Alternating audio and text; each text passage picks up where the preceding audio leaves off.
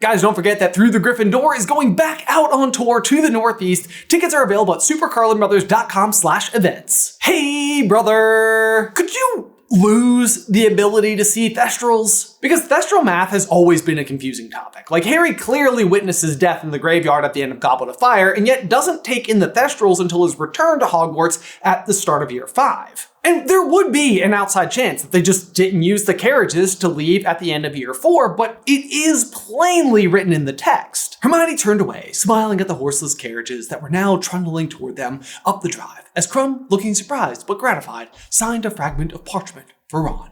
So there's that. Here's the short explanation. Harry's eyes are actively closed when Cedric dies, but then Harry is having visions over the summer in his dreams. Who's Cedric? Your boyfriend? No, Big D. He's the spare. No! Cedric! Get it right. But if you want to try and explain this problem away, we could say that the visions Harry is seeing in his sleep are Voldemort's vantage point of the evening, and he's also struggling with the failed events of the evening. Did I just say evening twice? I think I did. Onward. A gelatinous cube! End result, Harry doesn't witness Cedric's death until the summer. Is it a little loophole-ish? Sure. Do we care? We do not. But when it comes to Thestrals, there is yet another fascinating question to review. Could you potentially lose the ability to see a Thestral? I know, it seems unlikely. How could you unsee something? Especially something as impactful as death. And yet, within the wizarding world, there might just be a way. Today, we discuss.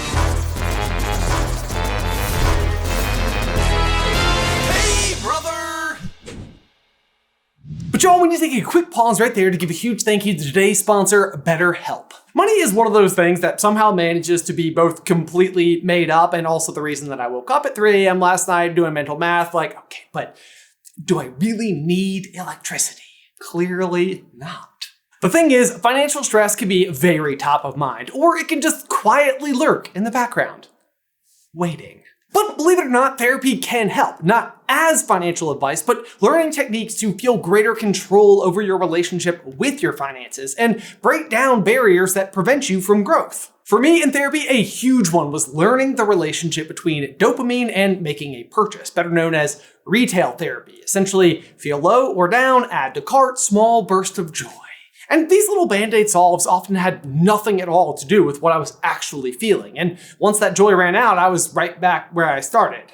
Well, in +1 can opener. Apparently what I buy when I'm feeling down. You can never have too many. Actually, you can. So y'all, when life feels overwhelming, therapy can help. Sign up and get 10% off at betterhelp.com/super. That's betterhelp.com/super. Link in the description down below. Now back to the video,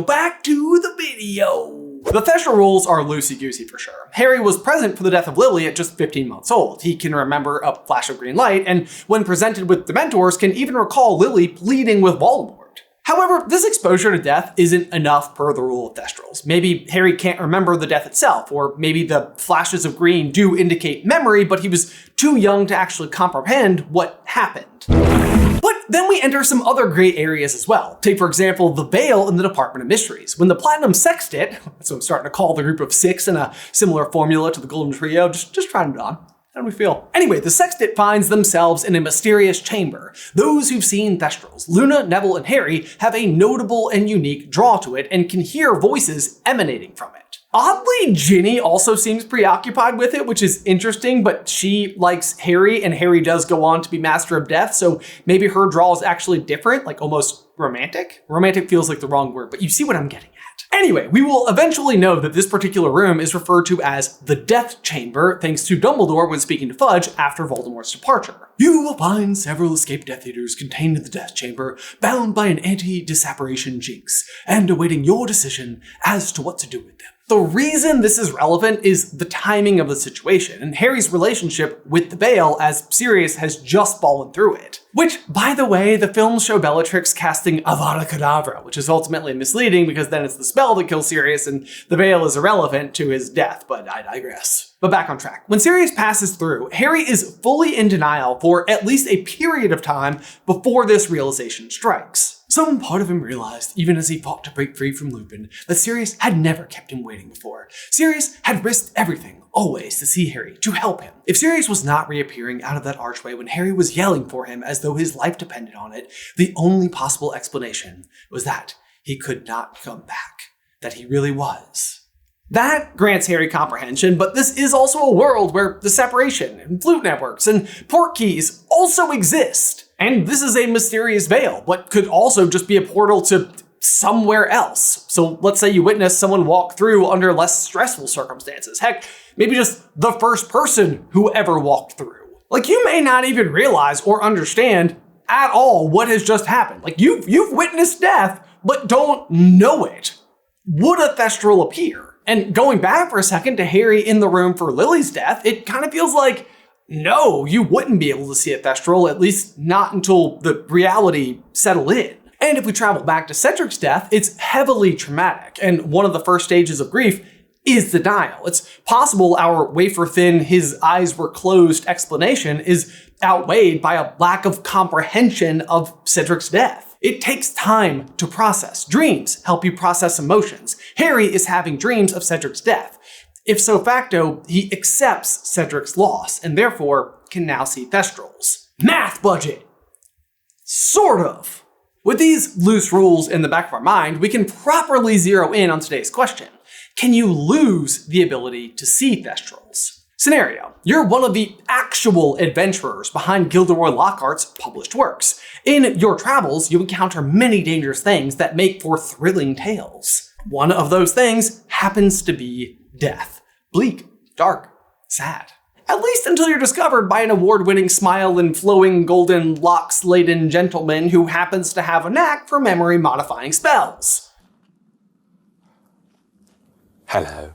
From there, it's simple. He jots down your story, takes it as his own, and obliviates your memory, and you're now unable to contradict or claim his story as your own, which, as a reminder, it rightfully is. Nobody needed that reminder, but I'm saying it for redundancy. Do you see the catch, though? Like, you've witnessed death, but you have no memory or awareness of having ever seen it. Could you still see a Thestral? If comprehension of the death is a key ingredient, it feels like you would lose this ability. If physically seeing it with your eyes is important and you can no longer recollect such a thing, it also feels like you'd lose this ability. Who am I? But if it's not physical or mental, but magical, as in a part of your soul or something is actually altered on a base level having ever understood death, then I think you would keep the ability to see them. And that would be a fun mystery, right? Like the guy who can see the Thestrals but has no memory at all of death. Like, what would you assume about him? We'd have a real Dr. Jekyll and Mr. Hyde situation on our hands, am I right? Oh no. Where was I last night? Where did I get these scars? I'm just kidding, I don't have any scars. Well, I do, but not from last night, from other things. I fell down as a kid.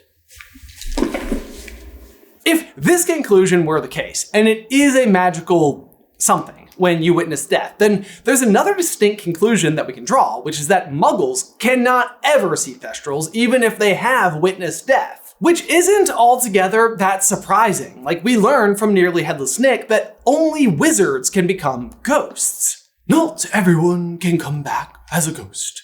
What do you mean? Said Harry quickly. Only wizards. Only magical folk can return as ghosts, which means that some internal magic plays some differences in specific things. And in this case, that specific thing is closely tied to death in particular. This opens yet another question. We know that Nearly Headless Nick was sentenced to death for dental reasons? Apparently, he was trying to straighten the teeth of a Lady Grieve and accidentally gave her tusks. So I guess what Hermione's parents were saying about teeth and magic not mixing was actually correct. Classic dentists. They're always right. And yet it's still really difficult to incorporate flossing into my routine, you know? I'm working on it. Anyway, back to Nearly Headless Nick. As a result of that dental work, he was struck 45 times in the neck with a blunt axe and came back as a ghost. Now let's just say for a second that you were a wizard and you watched that happen. Like, first of all, shame on you for not stepping in at some point and being like, dude, he's dead. I think you can stop now. That executioner had some like real McNair energy, if you know what I mean. Like that dude is so bummed he doesn't get to execute Buckbeak that he kills a pumpkin. I mean, come on, like what did the pumpkin ever do to Malfoy? It's killed me. Well, I mean, I'm sure Malfoy insulted its mother or something, you know how he is, but pumpkins don't even have talons. I'm getting off track. Back to Nick. Second of all, since he ends up coming back as a ghost, would you be able to see a Thestral? Well, according to Nick, in fact, I am neither here nor there. I know nothing of the secrets of death, Harry, for I chose my feeble imitation of life instead.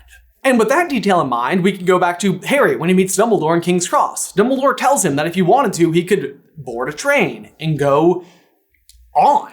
That would have rendered him totally dead, but he chooses to come back. Nick makes the same choice, but unlike Harry, isn't tethered to life by his mother's sacrifice, living on or in the blood of a Dark Lord, nor did he mean to die for an entire battlefield worth of people. He did, however, try to fix Lady Grieve's teeth, so should that have counted for something? Who's to say? Either way, Harry is able to come back as a full-on human, but Nick was only able to ever come back as a ghost and never truly die. So no, I don't think if you witness Nick's death, it would be enough to see a Thestral. Maybe Cedric took like a summer holiday inside of that like limbo area, and that's why Harry couldn't see the Thestrals yet at the end of year 4? Cedric just hadn't fully decided if he wanted to like, go on or like ghost it up. I mean, sounds like he had quite a thing going on with Moaning Myrtle, am I right? I personally just imagine him like within all that like vague white fog stuff, frolicking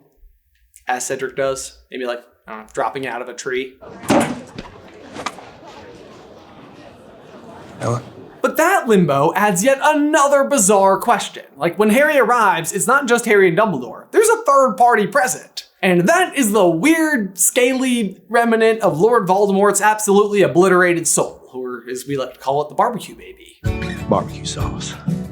So I used to think that was the Horcrux inside of Harry that he'd leave behind, but it's not. Voldemort also falls after he attacks Harry in the forest. This is him, Voldemort Prime's soul. What's curious about this is that in Harry's final duel with Voldemort, Harry pleads with him to try for some remorse, something that could allow Voldemort, upon defeat, to successfully move on to death. But Voldemort, of course, fears death and therefore refuses, which means in his defeat, he doesn't truly die. He's locked in limbo as that thing forever. Immortality achieved, buddy. You should be proud. Eternal suffering in limbo at a train station. Great. Actually, it's this exact same reason that Voldemort can't come back as a ghost, which is kind of like handy. I think he'd be a scary ghost. I'd argue, though, that because he gets stuck there, anyone hoping to see Thestrals via Voldemort's death would be fresh out of luck, because he did not truly die.